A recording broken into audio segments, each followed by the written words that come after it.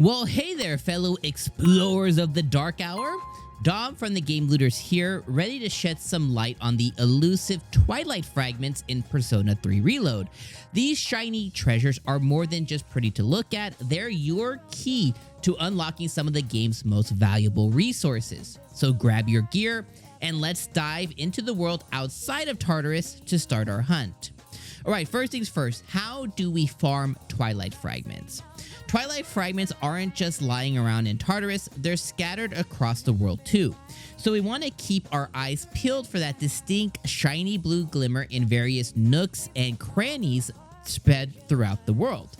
We want to make it a daily ritual to comb through every area. You never know where some of these fragments may end up popping up. First things, inside Tartarus. I know we said outside, but inside of Tartarus, these fragments are going to switch up their styles, and they're going to end up glowing a shiny white instead of a shiny blue. It's crucial to scour each floor thoroughly, because these fragments are your ticket to some top tier loot. Second way is engaging in social links. These aren't just about building relationships, it's also a pathway to Twilight Fragments. These are going to be rewards courtesy of Elizabeth. So if you've recently kind of bumped elbows with one of your friends, make sure to check in with Elizabeth at Paulownia Mall, keeping those social calendars full and watch those fragments roll in.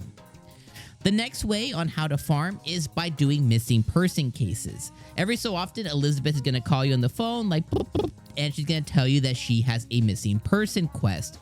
You want to make sure that you go and do these little adventures and you report back to Elizabeth to get those Twilight Fragments.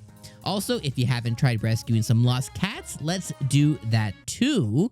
And we can definitely get some generous Twilight Fragments as a thank you.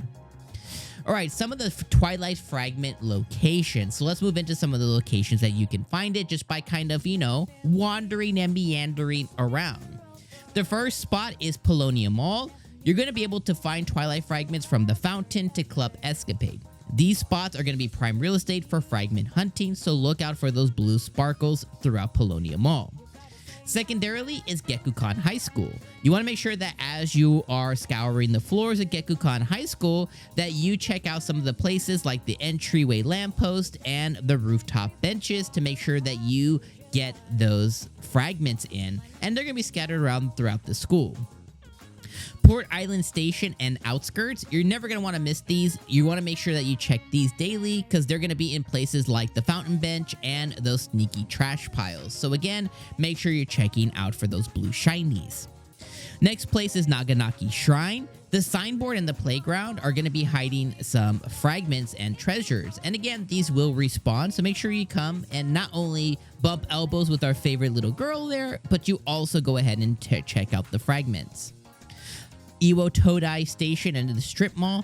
You're going to be able to find some of these fragments in the traffic cones and near Umi Ushi beef bowls, of all places I know. But these are going to hold the key to more fragments, so make sure you kind of come and check through frequently. And the last spot is where we live, the Iwo Todai dorm. So the 4th floor and the rooftop are your go-to spots for some of these fragments. So make sure, again, that using the fast travel is awesome and easy, but I just suggest going through and exploring each floor daily really quickly just so you can get some of these free fragments.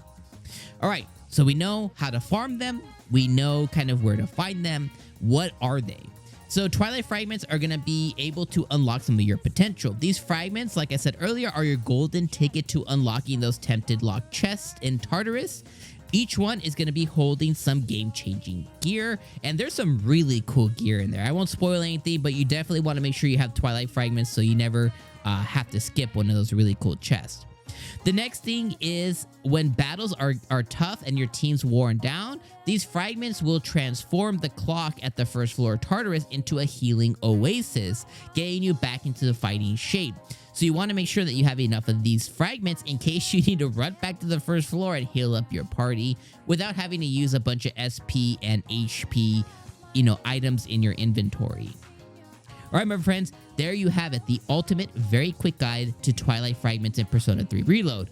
Whether you're unlocking the deepest secrets of Tartarus or just making sure that you have longevity in your team's exploration, these fragments are invaluable. So keep your eyes sharp and happy hunting. This has been Dom from the Game Looters, and of course, I appreciate you watching this video. For more Persona 3 Reload, click on one of the videos on screen now, and we'll see you in the next one.